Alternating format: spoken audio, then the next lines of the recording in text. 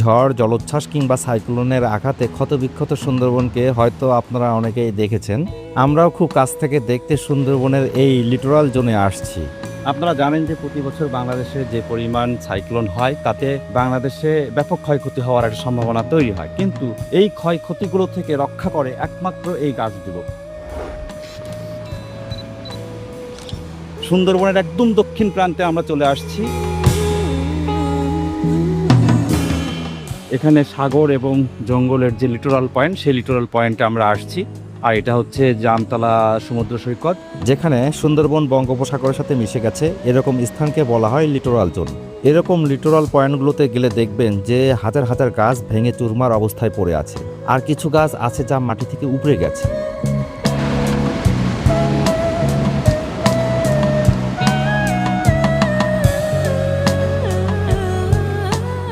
বঙ্গোপসাগরে সৃষ্টি হওয়া যে কোনো শক্তিশালী ঘূর্ণিঝড় যখন উপকূলে আঘাত হানে, তখন সুন্দরবনের ঘন গাছগুলো সেই বাতাসের গতির সামনে একটি বিশাল বাধা হয়ে দাঁড়ায়। বনের হাজার হাজার সুন্দরী, গেওয়া ও গরান গাছ সুন্দরবনের প্রচণ্ড ঝাপটা নিজের গায়ে সয়ে নেয়। এর ফলে বাতাসের গতিবেগ অনেক কমে যায়। সুন্দরবন না থাকলে এই ঝড় সরাসরি লোকালয়ে আঘাত হানত, প্রাণহানি ও সম্পদের ক্ষয়ক্ষতিও অনেক পরিমাণ বেড়ে যেত। সিডোর বা আয়লার মতো ঝড়ে সুন্দরবন না থাকলে ক্ষয়ক্ষতির পরিমাণ কল্পনাও করা যেত না। এটা হচ্ছে বঙ্গোপসাগর, এবং বঙ্গোপসাগরের এইখান থেকেই হচ্ছে সুন্দরবন শুরু। আর এই সুন্দরবনের সর্বশেষ প্রান্তের এই গাছগুলো, এখানে ম্যাক্সিমাম যে গাছগুলো দেখা যাচ্ছে সবগুলো গাছই হচ্ছে সুন্দরী গাছ, এবং কিছু কিছু অন্য গাছও আছে। এই গাছগুলোই সর্বপ্রথম সাইক্লোনের সঙ্গে মোকাবেলা করে।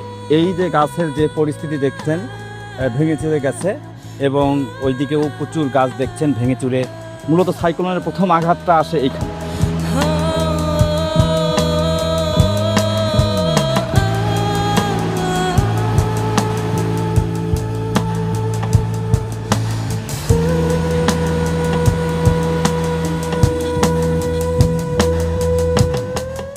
আবার ঘূর্ণিঝড়ের সাথে আসা বিশাল উচ্চতর জলোচ্ছ্বাসও সুন্দরবন সরাসরি বাধা দেয়। বনের ঘন ম্যানগ্রোভ বনাঞ্চল এবং এর শ্বাসমূলগুলো পানির প্রবল স্রোতকে বাধা দিয়ে এর উচ্চতা এবং তীব্রতা কমিয়ে দেয়।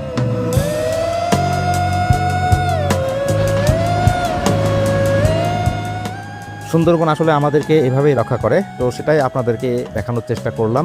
আর খুব কাছ থেকে দেখে এটাইও বুঝতে পারলাম যে বর্তমান বৈশ্বিক জলবায়ু পরিবর্তনের ফলে বাংলাদেশের উপকূলীয় অঞ্চলে যে নিত্য নতুন প্রাকৃতিক দুর্যোগ সৃষ্টি হয়, এগুলো মোকাবেলায় সুন্দরবনের গুরুত্ব কতখানি।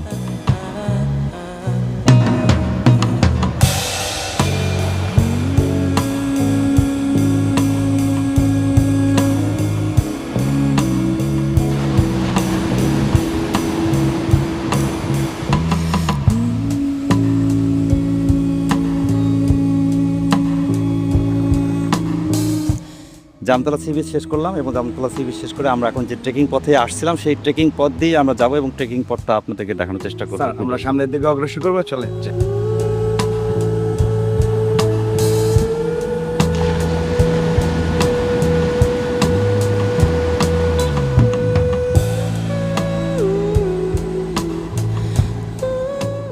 এই ট্রেকিং পথের এটাই দেখানোর জন্য।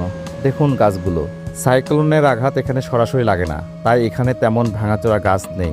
আসলে আমরা এই পথেই কটকার দিকে যাচ্ছি, সেখানে গিয়েও দেখার চেষ্টা করব লিটোরাল জোনের গাছগুলোর অবস্থা।